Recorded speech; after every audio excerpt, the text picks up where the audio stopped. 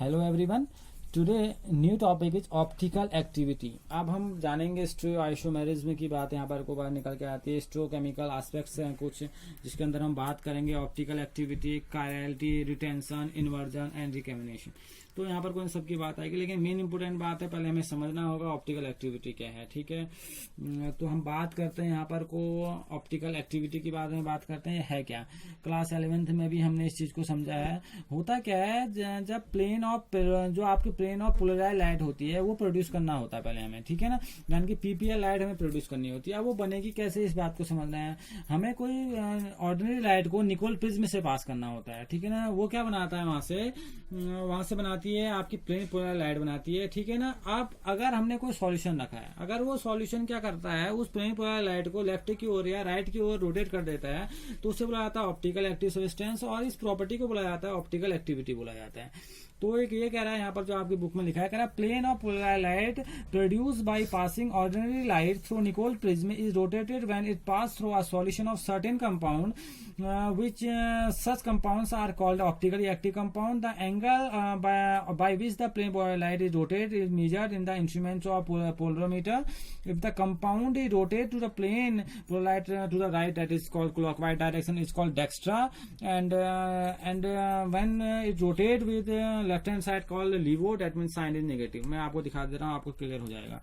देखिए एक ordinary light है आपके पास, ऑर्डिनरी लाइट में दिखा रहा हूँ जिसकी डायरेक्शन देखिए, जिसकी डायरेक्शन हर जगह है। ये ऑर्डिनरी लाइट है आपकी, हर जगह इसकी डायरेक्शन बनी हुई है, ठीक है ना। जब इस ऑर्डिनरी लाइट को हम किसी निकोल प्रिज्म से पास कराते हैं, बड़ी इंपॉर्टेंट चीज है, जब इस ऑर्डिनरी लाइट को हम किससे पास कराते हैं, निकोल प्रिज्म से पास कराते हैं। ये आपका क्या है, आपका मैं एक प्रिज्म वैसे बना दे रहा हूँ आपको। इस लाइट को आप क्या करा रहे हैं, निकोल प्रिज्म से पास करा रहे हैं। आपके पास ये बड़ी इंपॉर्टेंट बात है, ये बड़ी याद रखनी है आपने। ये है आपका निकोल प्रिज्म, ठीक है ना। जब हम इससे किससे पास करा रहे हैं, निकोल प्रिज्म से पास करा रहे हैं। अच्छा देख लेते हैं, जब ये निकोल प्रिज्म से पास कराते हैं तो ये इसको किससे बदल देता है, ये इसको बदल देता है आपका प्लेन पोलराइज लाइट में। किससे बदल देता है, प्लेन। अब ये कैसी लाइट होती है, देखिए इस टाइप की लाइट होती है जो प्लेन के सरफेस में कैसे दिखाते हैं। इसके सारे ओरिएंटेशन क्या हो जाते हैं, कैंसिल हो जाते हैं। यहाँ देखिए इसका ओरिएंटेशन हर डायरेक्शन में है, देख रहे हैं हर डायरेक्शन में, क्योंकि जो लाइट होती है ऑर्डिनरी लाइट होती है उसका ओरिएंटेशन हर डायरेक्शन में होगा। निकोल प्रिज्म में क्या करते हैं, इसके सारे ओरिएंटेशन क्लियर कैंसिल कर देती है और एक ही ओरिएंटेशन बचाती है आपके जो प्लेन में कैसे करे, कैसे आप प्रोपेगेशन करें, परपेंडिकुलर प्रोपेगेशन करें, तो इसे बोला जाता है प्लेन पोलराइज लाइट। जो आपकी कैसी लाइट होती है, इसे बोला जाता है पीपीएल। ये आपकी है प्लेन पोलराइज लाइट, ठीक है ना। ये इसकी जो डायरेक्शन देख रहे हैं, ये आपने जो आप जिस डायरेक्शन में प्रोपेगेट हो रही है उस डायरेक्शन में क्या है, ये परपेंडिकुलर है। तो ये परपेंडिकुलर क्या होती है, प्रोपेगेट होती है, और जितनी भी इसमें और लाइट होती है सब कैंसिल आउट हो जाती है। निकोल प्रिज्म का काम यही होता है, तो इसे बोला जाता है प्लेन पोलराइज लाइट। और जब ये लाइट को किसी ऑप्टिकली एक्टिव सब्सटेंस, अभी ऑप्टिकल है या नहीं इसको समझना होगा। जैसे कोई ऑप्टिकली एक्टिव से मैंने कोई सब्सटेंस यहाँ पर को रखा है, ठीक है ना। अगर ये सब्सटेंस इस लाइट को, इस इंपोर्टेंट बात है, अगर इस लाइट को, जैसे मैं आपको एक सिंपल एक डॉट दिखा रहा हूं, इस लाइट को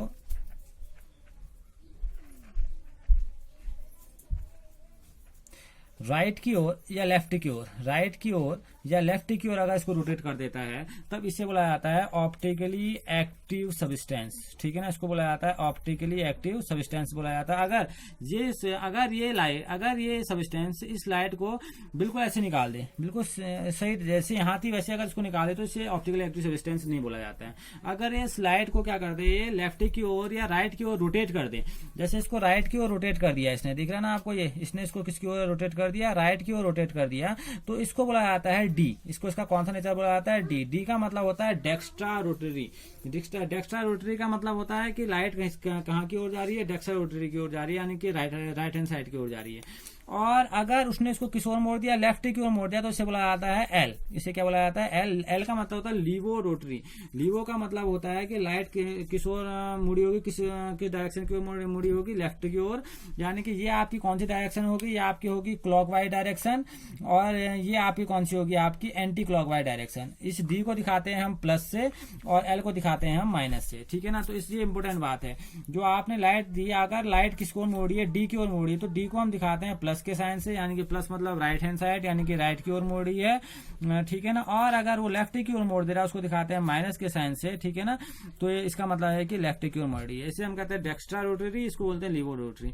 अगर ये सब्सटेंस इस प्लेन पोलराइज्ड लाइट को लेफ्ट की ओर या राइट की ओर क्या करता है, किसी एक स्पेसिफिक एंगल, इसी एंगल आपका जो है इसको बोला जाता है अल्फा, चाहे यहाँ को मोड़े चाहे यहाँ को मोड़े, दोनों एंगल इसके अल्फा अल्फा डैश जो है आपका, अगर इसको इस ओर मोड़ देते हैं तो इसको बोला जाता है आपका प्लेन पोलराइज्ड लाइट में के रेस्पेक्ट में बोला जाएगा इसको ऑप्टिकली एक्टिव सब्सटेंस, और ये इसकी क्या कहलाई जाती है, ऑप्टिकल एक्टिविटी कहलाई जाती है। अगर ये ऐसा कर दे, अगर प्लेन पोलराइज्ड लाइट को लेफ्ट की ओर या राइट की ओर क्या कर दे, रोटेट कर दे, तो इसको बोला जाएगा इसकी ऑप्टिकल एक्टिविटी। और आप देख रहे जो मैंने डैश डैश से आपको बीच में दिखाया है, जो आपको डैश डैश से आपको बीच में दिख रहा है, इसका मतलब है अगर लाइट सीधी ऐसे जाके ऐसे निकल जाए, मतलब उसका मतलब है उसने लाइट को ना तो लेफ्ट की ओर मोड़ा ना तो राइट की ओर मोड़ा, तो इसको बोला जाता है नॉन एक्टिव, यानी कि नॉन ऑप्टिकली एक्टिव सब्सटेंस, इसके अंदर नॉन ऑप्टिकल एक्टिविटी, यानी कि इसमें कोई भी ऑप्टिकल एक्टिविटी नहीं होती। इसकी ऑप्टिकल एक्टिविटी क्या होती है, जीरो होती है। वो कैसी बात कर रहा हूं मैं, जैसे लाइट पास हुई और लाइट पास होकर सीधे इसी डायरेक्शन में क्या होगी, निकल गई सॉल्यूशन से,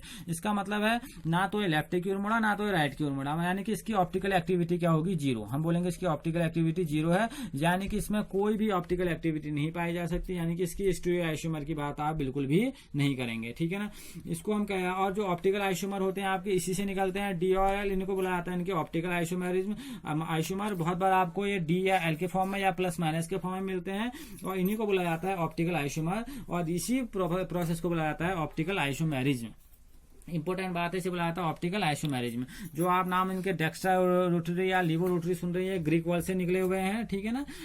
इनका मतलब ही होता है, डेक्स्ट्रा का मतलब होता है राइट साइड में मुड़ना, ठीक है ना, इनकी क्लॉकवाइज डायरेक्शन में मुड़ना, और लीवो का मतलब होता है कि लेफ्ट हैंड साइड मुड़ना, ठीक है, यानी कि एंटी क्लॉकवाइज डायरेक्शन में मुड़ना, ठीक है ना। जब फिर से बोल रहा हूं मैं आपको, एक ऑर्डिनरी लाइट को आप निकोल प्रिज्म से पास कराइए तो ये क्या दे देती है, प्लेन पोलराइज्ड लाइट दे देती है। जब भी प्लेन पोलराइज्ड लाइट को किसी सॉल्यूशन से पास किया जाता है, अगर वो सॉल्यूशन उस प्लेन पोलराइज्ड लाइट को लेफ्ट की ओर या राइट की ओर रोटेट कर दे, तो उसे बोला जाता है ऑप्टिकल एक्टिव सब्सटेंस, और इस पूरी प्रॉपर्टी को बोला जाता है ऑप्टिकल एक्टिविटी। अब ये कैसे देखते हैं, यहाँ पर को पोलरोमीटर लगे रहते हैं, जो आपके यहाँ पोलरोमीटर होता है वो लगा रहता है, जो इसको इस ऑप्टिकल एक्टिविटी को क्या करता है, पूरी तरह बताता है कि हाँ यहाँ पर कोई ऑप्टिकल एक्टिविटी होती है। इंस्ट्रूमेंट होता है वो पोलरोमीटर जो होता है वो इस पूरी एक्टिविटी को क्या करता है, नोट करता है।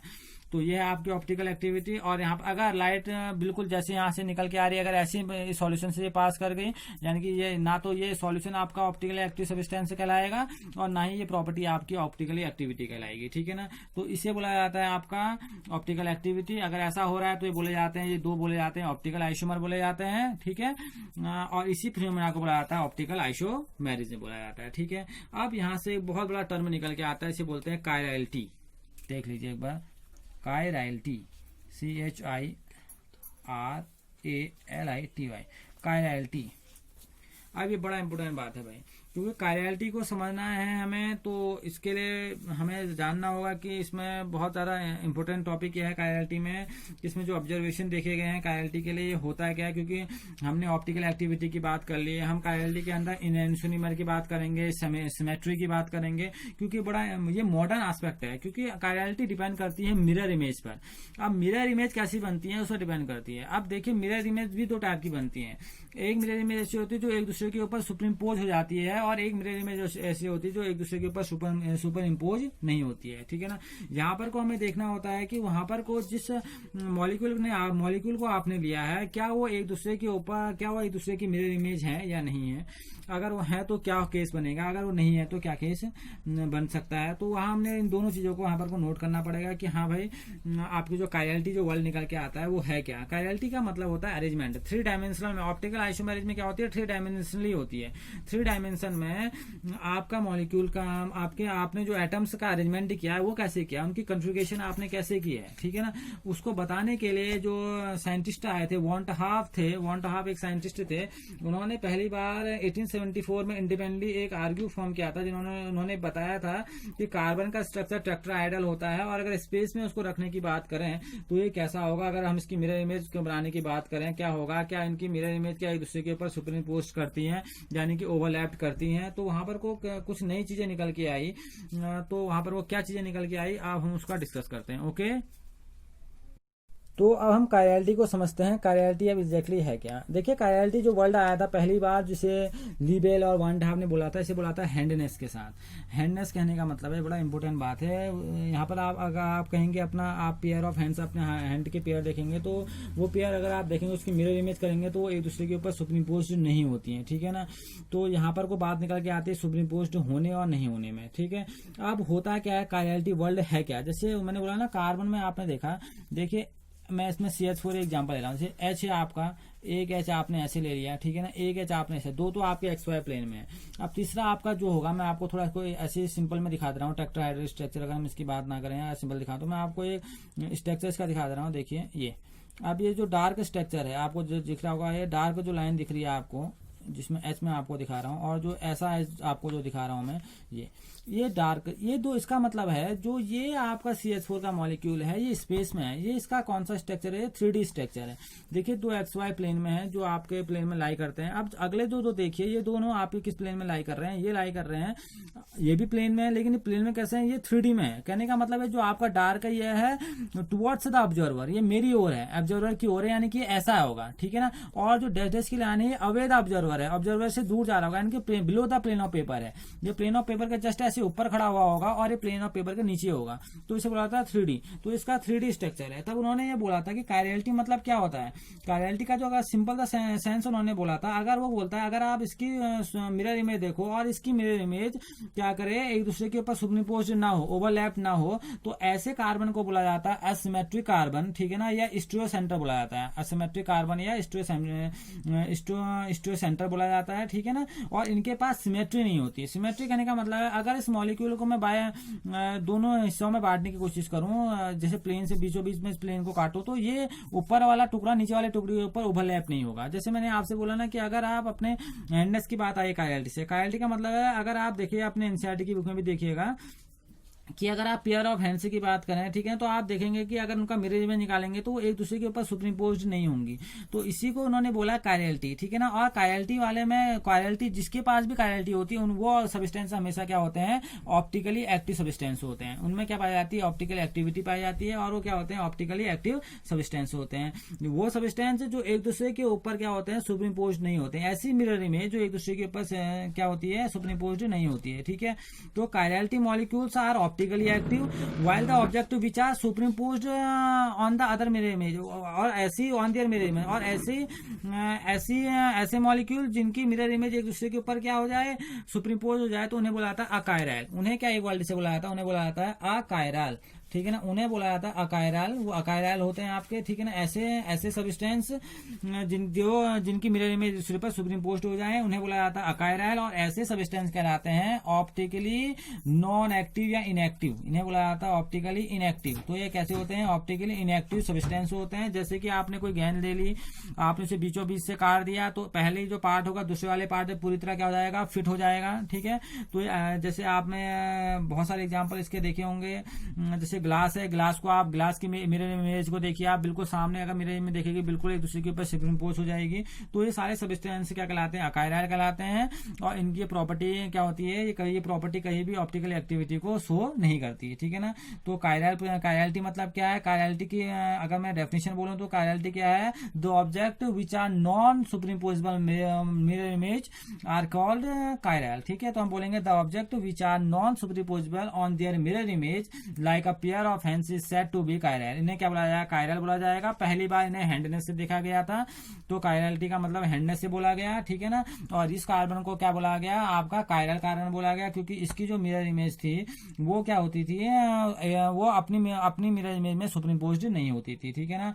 तो अगर हमें कोई सिंपल बोले सुपरइम्पोज्ड का मतलब होता है ओवरलैप्ड होने का मतलब होता है, तो ये कह रहा था mirror image of the molecule is not superimposed means overlapped on the molecule, such a carbon is called asymmetric carbon और स्टीरियो सेंटर, ठीक है ना। और एसओ के पास क्या होती है? सिमेट्री। एसओ के पास सिमेट्री नहीं होती है, लेक ऑफ सिमेट्री होता है। तो ऐसे मॉलिक्यूल को बोला जाता है असिमेट्रिक मॉलिक्यूल बोला जाता है। तो असिमेट्री क्या है? Asymmetry of a molecule along with non superimposability of mirror image is responsible for the optical activity of in such compound. ऐसे कंपाउंड जिनके पास अपनी मिरर इमेज तो है, लेकिन कैसी मिरर इमेज है? नॉन सुपरइम्पोजिबल मिरर इमेज है, तो वो कहलाते हैं आपके ऑप्टिकली एक्टिव सब्सटेंस बोले जाते हैं। और ऐसे सब्सटेंस जिनके पास क्या होती है? मिरर इमेज होती है, लेकिन कैसी मिरर इमेज होती है? सुपरइम्पोजिबल मिरर इमेज होती है, तो उन्हें बोला जाता है अकायरल बोला जाता है। ये ऑप्टिकली इनएक्टिव होते हैं। तो हम बोल सकते हैं अकायरल के लिए बोल सकते हैं, अकायरल के लिए क्या बोला जा सकता है? Which are superimposable on mirror image are called achiral, ठीक है ना। तो ऐसे ऑब्जेक्ट जिनके पास वाइल द ऑब्जेक्ट विचार superimposable on their mirror image, ऐसे ऑब्जेक्ट जो अपने मिरर इमेज पूरी तरह सुपरइम्पोजिबल हो जाते हैं, पूरी तरह अपनी मिरर इमेज को ढक लेते हैं, उन्हें अकायरल बोला जाता है। ये ऑप्टिकल इनएक्टिव होता है। और कायरलिटी के लिए मैंने कंडीशन आपको बता दी कि कायरलिटी में क्या होता है? नॉन सुपरइम्पोजिबल मिरर इमेज होती है, ठीक है। तो ये आपकी कायरलिटी की बात निकल के यहाँ से निकल के आती है, ठीक है। अब जैसे हम यहाँ पर को एग्जाम्पल अगर बोले कि कायरलिटी मतलब होगा क्या, नॉन सुपरइम्पोजिबल मतलब है कैसे, इसमें आप एग्जाम्पल देखोगे, अगर आप इसकी मिरर इमेज देखोगे तो ये पलट के इसका दूसरे साइड निकल जाएगी। बिल्कुल ऐसी मिरर इमेज को ये बिल्कुल भी नहीं दिखाएगा, ठीक है। जैसे आपके बुक में एग्जाम्पल भी दिए गए हैं, बहुत बार एग्जाम्पल दिए गए हैं। जैसे मैं आपको यहाँ पर कोई एग्जाम्पल में जो बुक में दिया है वही आपको यहाँ पर को समझा दे रहा हूँ कि कैसा एग्जाम्पल दिया है। देखिए यहाँ पर को दिखाया गया है, यहाँ पर को डैश डैश डैश में आपको दिखाया गया है CS3, और यहाँ पर को दिखाया गया आपको डार्क में दिखाया गया है, जो आपका डार्क डैश से दिखाया गया आपको यहाँ पर भी CS3 दिखाया गया है। और एक बॉन्ड आपका किसमें है? प्लेन में। ये बॉन्ड किसमें होगा? आपका प्लेन में। अब आप इसकी मिरर इमेज निकालिए भाई, ये इसका मिरर है, ठीक है ना। ये मिरर है, मिरर इमेज की बात समझना होगा। ये मिरर है आपका, मिरर आप देखेंगे तो आप देखिए होगा क्या? OH इस साइड आ जाएगा इसकी मिरर इमेज में, ठीक है ना। और ये जो पॉइंट है बीच में जो कार्बन है, जो ये पॉइंट है, इसको मैं कार्बन कहता हूँ। देखिए कार्बन है आपका, ठीक है ना, ये इससे जुड़ा हुआ है, कार्बन है, ठीक है ना। और अब यहाँ पर को देखिए, अब जो ये बॉन्ड है यहाँ था, इसको पलट के यहाँ को इस ओर ले आइए। इस ओर ले आएंगे तो क्या होगा? देखिए जो डार्क वाला था आपका, ये इस ओर आएगा CS3, ठीक है ना। और डैश डैश डैश डैश वाला CS3 इस ओर आ जाएगा। और आपका जो बॉन्ड किस ओर था? इस ओर था, वो बॉन्ड किस ओर आ गया? इस ओर आ गया। तो ये दूसरे की क्या होगी? ये मिरर इमेज हो गई, ठीक है ना। ये आपने इस ओर देख लिया। अगर आपने इसको आप इस बात समझिए, अगर आपने इसको किस एंगल में घुमा दिया, अगर आपने इसको घुमा दिया, इसको इस एंगल में घुमा दिया, आपने घुमा दिया 180 के एंगल में घुमा दिया, तो फिर ये जो ये था वही बन जाएगा, क्योंकि किस में भी बन रहा होगा 90 में। अब ये किससे बनेगा? अगर 180 करेंगे तो दोबारा से आप ये इसी को देखेंगे यहाँ, तो ये कैसा हो जाएगा? देखो जैसा आपने यहाँ बनाया था, कार्बन था आपका, और इस साइड आपके पास OH था, और इस साइड आपके S था, डार्क में आपके पास क्या था? CS3 था, और यहाँ क्या था आपके पास? यहाँ आपके पास CS3 था। तो अगर 180 के एंगल में घुमाएंगे इसको, तो ये फिर वही इसी को क्या करेगा? रिपीट कर देगा, ठीक है, जो आपको यहाँ पर को दिख रहा है, ठीक। तो अब हम देखिए, अगर ये बोलेंगे तो ये इसकी क्या मिरर इमेज है, लेकिन ये इसकी क्या मिरर इमेज है? ये इसकी मिरर इमेज बिल्कुल भी नहीं है। तो ये कह रहा है, अगर आप इनको देखेंगे क्लियरिटी से, अगर आप देखेंगे, जैसे मैं इसको कह देता हूँ A, इसको कह देता हूँ B, इसको कह देता हूँ C, तो अगर आप देखेंगे जो A है, ठीक है ना, जो आपका A है, does not contain asymmetric carbon as well as 4 group attach to tetrahedral carbon are not different. अब देखिए एक कंडीशन और होती है यहाँ पर को निकल के, आपके पास कायरलिटी होने के लिए एक कंडीशन और निकल के आती है। वो निकल के आती है कि कार्बन के पास जो चारों ग्रुप होने चाहिए वो डिफरेंट होने चाहिए, अलग अलग होने चाहिए। जैसे यहाँ पर को OH ले लिया, यहाँ पर को H ले लिया, यहाँ पर को CH ले लिया, तो यहाँ पर कुछ और ले लो, यहाँ पर को Cl ले लो, या कुछ डिफरेंट ग्रुप ले लो। इसमें देख रहे हैं 2 ग्रुप एक जैसे हैं। तो ये बात याद रखिएगा कि कायरलिटी होने की कंडीशन और है। ये तो मैंने आपको सिंपल कायरल दिखाया जब CH4 में काम चला इनके कार्बन के उसमें, लेकिन CH4 के बाद जब इन्होंने जो आपके पास जो आपके पास 4 लिगेंड होंगे, 4 जो ग्रुप होंगे, 4 जो सबस्टेंट होंगे, वो बिल्कुल अलग होने चाहिए। यानी कि ये भी अलग होना चाहिए, ये भी अलग होना चाहिए, ये भी अलग होना चाहिए, ये भी अलग होना चाहिए, तभी वो कार्बन क्या होगा? आपका असिमेट्रिक कार्बन होगा, यानी कि आपका एस्ट्रोजेनिक सेंटर होगा, ठीक है। तब ये ऑप्टिकल एक्टिविटी दिखाएगा। उसके बाद जब ये स्टोरी आगे की ओर बढ़ी, ठीक है ना, पहली बात तो 3D प्लेन में चली, उसके बाद स्टोरी क्या आगे बढ़ी? मिरर इमेज के बाद ऐसा मिरर इमेज होनी चाहिए बोला उन्होंने जो नॉन सुपरइम्पोजिबल हो। और अनदर एक चीज और बोली, वो क्या बोली? जो कार्बन होने चाहिए, कार्बन के पास चारों ग्रुप क्या होने चाहिए? अलग अलग होने चाहिए। जब ऐसा होगा, देखिए ये यहाँ पर को आपको दिख रहा है, बिल्कुल रिपीट कर रहे हैं, लेकिन इसमें सबसे बड़ी मुश्किल क्या आ रही है? मुश्किल ये आ रही है कि इसमें जो 2 ग्रुप हैं वो ग्रुप एक जैसे हैं, जो आप 2 ग्रुप दिख रहे हैं एक जैसे हैं। अगर मैं इस ग्रुप को थोड़ा चेंज कर लूं, ठीक है ना, जैसे आपका ये ग्रुप है, मैं इस ग्रुप को कह दूं C2H5 कह दूं, ठीक है ना, ये C2H5 कह दूं और इसको क्या कहता हूँ C2H5 कह दूं। अब देखो सारे ग्रुप अलग अलग हैं, OH अलग है, H अलग है, C2H5 अलग है, CH3 अलग है। अब ये इसको इस मॉलिक्यूल को क्या बोला जाएगा, कायरल बोला जाएगा। क्यों? क्योंकि इस कार्बन के पास चारों ग्रुप, चारों सबस्टेंस क्या है वो डिफरेंट हैं, तो ये पूरी तरह क्या हो गया आपका कायरल हो गया, तो इसको बोला जाएगा अब कायरलिटी। जो पहले वाला था वो कायरलिटी नहीं शो नहीं कर रहा था, ठीक है ना। और अगर आप इस चीज को देखोगे तो इसमें अगर आप देखोगे फर्स्ट, सेकेंड और थर्ड आपको 3 दिख रहे हैं स्ट्रक्चर, ये तीनों के तीनों अलग हैं और तीनों के तीनों क्या अगर आप देखेंगे तो इनमें कायरलिटी तो है क्योंकि चारों ग्रुप क्या है देखो अलग अलग हैं, इसमें चारों ग्रुप यहाँ पर को अलग अलग हैं, तो यहाँ पर वो कह रहा है ये कायरलिटी को शो कर रहे हैं, तो ये एक दूसरे की मिरर इमेज है। अगर मैं इसकी बात इससे करूं तो ये एक दूसरे की मिरर इमेज नहीं है, तो यहाँ पर को देखेंगे तो इसके ऊपर पूरी तरह सुप्रीम पोज हो जाएगा, पूरी तरह सुप्रीम पोज हो जाएगा, इसके ऊपर रखेंगे तो ये कैसा होगा, अकायरल होगा, और ये दोनों एक दूसरे के क्या होंगे, कायरल होंगे। तो इनमें क्या पाई जाएगी, ऑप्टिकल एक्टिविटी कहलाएगी, क्योंकि एक दूसरे की कैसी मिरर इमेज है, non superimposable mirror image है एक दूसरे की। इनके पास non superimposable mirror image है, इनके इन कार्बन के पास चारों ग्रुप अलग अलग है, आपको दिख ही रहा है। और अगर मैं ए की सी से करूं तो ए और सी बिल्कुल एक जैसे हैं, तो एक दूसरे के ऊपर बैठाएंगे तो बैठ जाएंगे, इजीली बैठ जाएंगे, तो इनको बोला जाएगा अकायरल, ठीक है ना, क्योंकि ये कैसी मिरर इमेज है, सुप्रीम पोजिबल मिरर इमेज है, तो ये हो गया आपका अकायरल। और इनको देखो जो आपके कायरल सेंटर वाले जो आपको कायरलिटी शो कर रहे हैं ये दोनों मिरर इमेज, तो इनको बोला जाता है इन एंसोनिमर। तो अगर आप देखेंगे इनको, अगर आप कहेंगे ए और बी एक दूसरे के कैसे कहलाते हैं, इन एंसोनिमर कहलाते हैं। ऐसे स्टीरियोआइसोमर जो एक दूसरे की non superimposable mirror image हो, ऐसे स्टीरियोआइसोमर जो एक दूसरे की कैसी मिरर इमेज हो, non superimposable mirror image हो, नॉन सुप्रीम पोजिबल, इस बात को याद रखना, non superimposable mirror image हो, तो वो क्या कहलाते हैं, इन एंसोनिमर। क्या कहलाते हैं, इन एंसोनिमर कहलाते हैं, ठीक है ना, तो ये आपके इन एंसोनिमर। और जो आपका ए और सी है ये क्या कहलाएंगे, डायास्टोमर्स, क्योंकि ये डायास्टोमर्स के अंदर इसलिए आते हैं क्योंकि इनमें बिल्कुल भी क्या होता है, ये एक दूसरे में सुप्रीम पोस्ट हो जाते हैं। फिर डायास्टोमर्स के लिए और कंडीशन भी है, अभी उसका डिस्कस नहीं करते हैं, अभी उसके लिए और कंडीशन भी हैं। ये आपकी कैसी होगी, मिरर इमेज होगी और non superimposable mirror image होगी, तो ये कहलाएगा आपका इन एंसोनिमर। ओके, तो ये टर्म निकल के आया कायरलिटी का। तो जैसे हमने इस एग्जांपल में देखा ए और बी क्या है, एक दूसरे की non superimposable mirror image इन एंसोनिमर बोला गया, और ए और बी क्या है, कायरल है, ठीक है ना। और ए और सी क्या है आपका अकायरल का एग्जांपल है, क्योंकि एक दूसरे की क्या है, सुप्रीम पोजिबल मिरर इमेज है। तो ए और बी की अगर बात करेंगे यहाँ पर को, तो ए और बी आपके क्या है, आपके कायरलिटी को शो करेंगे, और जो ए और सी है वो एक दूसरे को क्या शो करेंगे, अकायरल को शो करेंगे।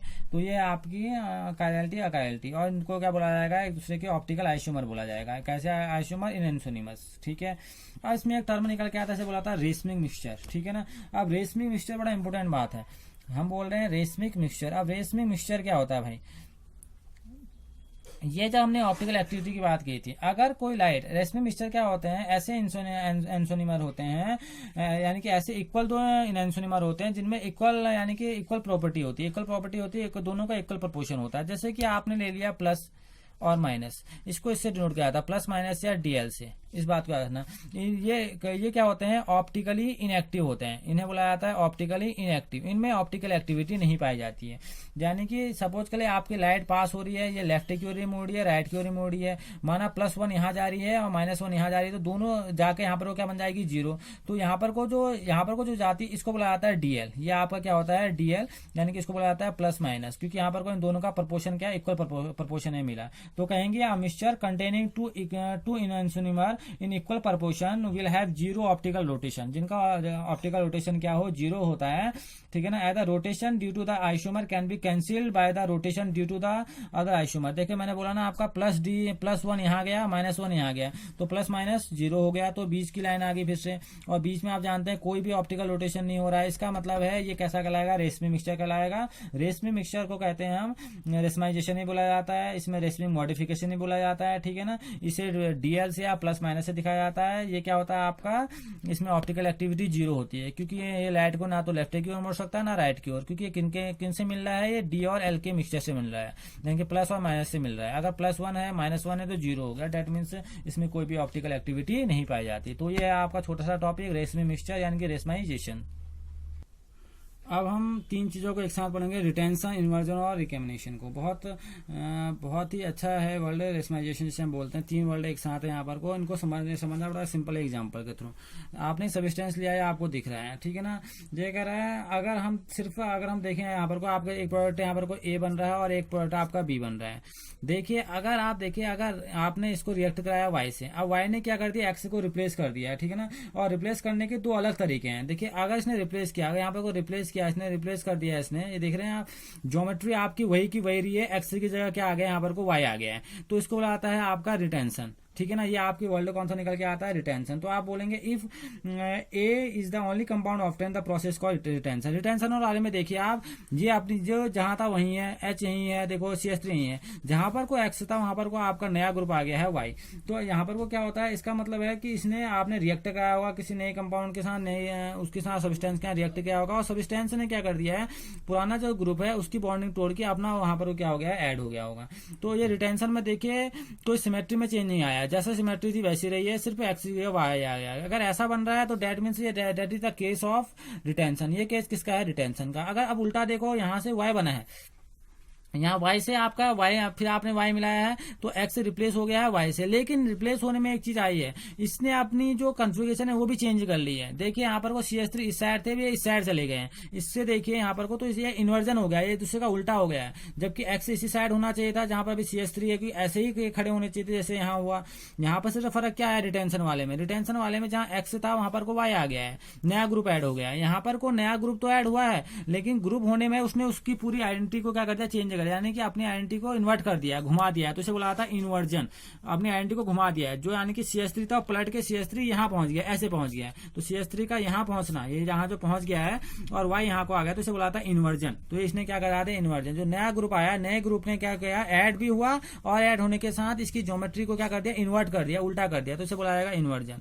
और अगर आपने ए और बी इक्वल अमाउंट में मिला दिया, आपने 50% ए ले लिया, 50% बी ले लिया, और उसके बाद जो कंपाउंड आपको मिला वो यही होगा, ठीक है ना। यानी कि कुछ ऐसा ही बनेगा जिसमें ऑप्टिकल एक्टिविटी बिल्कुल नहीं होगी, ठीक है। तो उसको बोला जाएगा आपका रेशमिंग मिक्सचर या रेशमाइजेशन बोला जाएगा। इसे बोला जाएगा रेशमिंग मिक्सचर या रेशमाइजेशन। माना ये डी है, आपको डी दिख रहा है, माना ये डी है, ये एल है, तो ये क्या हो जाएगा, प्लस माइनस DL हो जाएगा, और ये आपका क्या कहलाएगा, आपका ये आपका रेशमाइजेशन कहलाएगा, ठीक है। तो ये इंपोर्टेंट प्रोसेस थी इसमें, ठीक है। तो अगर इक्वल अमाउंट में मिला देंगे, ए भी मिला देंगे, तो रेशमिंग मिक्सचर मिल जाएंगे। तो ये आपका इन्वर्जन हो गया। अगर आप यहाँ से यहाँ पहुंचे, इन्वर्जन है, इन्वर्जन में ग्रुप भी ऐड हो रहा है, सिमेट्री भी क्या हो जा रही है, इन्वर्ट हो जा रही है, दैट मीन्स इन्वर्जन। सिमेट्री में कोई चेंज नहीं आ रहा, नया ग्रुप क्या कर रहा है, पुराने ग्रुप को रिप्लेस कर रहा है, तो दैट मीन्स आपका जो बाहर का ग्रुप हो रहा है यानी कि उसको चेंज कर दे रहा है, तो दैट मीन्स रिटेंशन। और इन दोनों को अगर इक्वल मोलर अमाउंट में मिला दें, ए और बी को, तो प्रोसेस कॉल्ड रेशमाइजेशन, और the product is called optical inactive substance optical inactivity, ठीक है ना। ये ऑप्टिकल इनएक्टिविटी को दिखाता है, यहाँ पर कोई रोटेशन कुछ भी नहीं होगा अगर ए बी आपने इक्वल अमाउंट में मिला दिए।